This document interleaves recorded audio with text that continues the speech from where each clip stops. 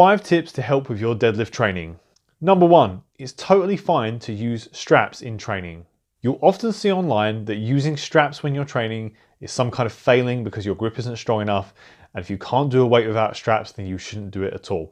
What you've got to remember is that your grip is competing with some of the strongest muscles in your body, whether it's your hamstrings, glutes and lower back for deadlifts and deadlift accessory exercises, or whether it's the muscles of your upper back for rows and pull downs and things like that. But if you're training just to get stronger and to particularly get stronger in your deadlift, then why would you hold yourself back by using your grip as a limiting factor? Wouldn't you want to support the limiting factor if it helps you train the main areas you want to work on more? I think you probably would. Now, the only exception to that is if you are training for a deadlift competition where you can't use straps, in which case you'll need to do some deadlift training without straps to know what kind of weight you can lift in competition. But for general terms, for most people, you can use straps in your deadlift training, especially on constant tension accessory exercises like your Romanian deadlifts.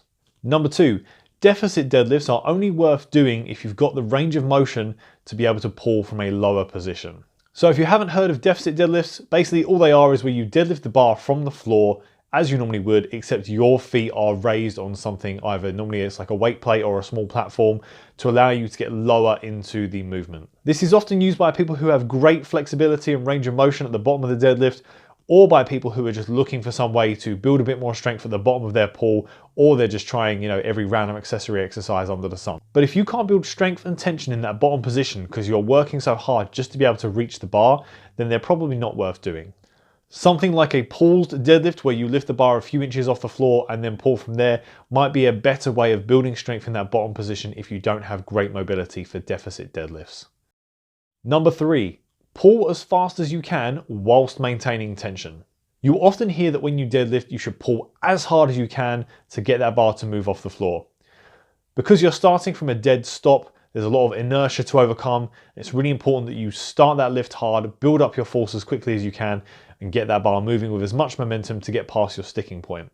But because of that, some people, especially novices in the deadlift, will rush the start of the deadlift, and the first thing you'll see is that they start to pull that bar from the floor, the whole position just collapses and the back gets really round.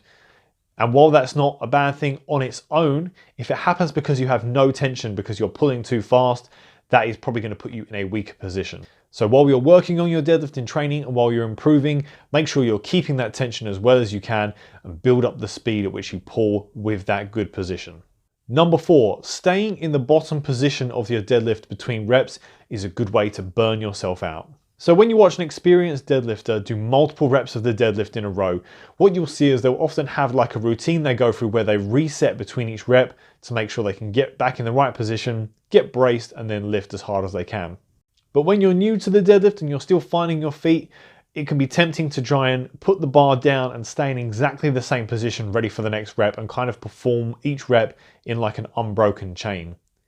The problem with that is it means that you stay almost constantly loaded and you don't really have a good space for your diaphragm to expand to take that big deep bracing breath, and often what that leads to is a really uncomfortable burnout halfway through your set, and it means you're not producing the best force that you can. I'm going to put a video on screen while I explain, just showing you some of the ways that people might reset between each deadlift that's quick and efficient but still allows you to ease off some of the tension and take in a good bracing breath before they go for the next rep. And number 5, push the floor away. So when we deadlift, we have a lot of different cues to think about, and we know we need to commit to that movement, and that can be very hard when we know we're starting from a dead stop. Some people can get really psyched out with the deadlift.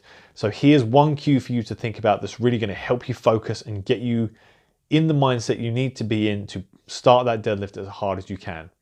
And that is push the floor away. Imagine that you are locked in to the barbell, and instead of lifting the bar, what you're actually doing is you're pushing the world away from you.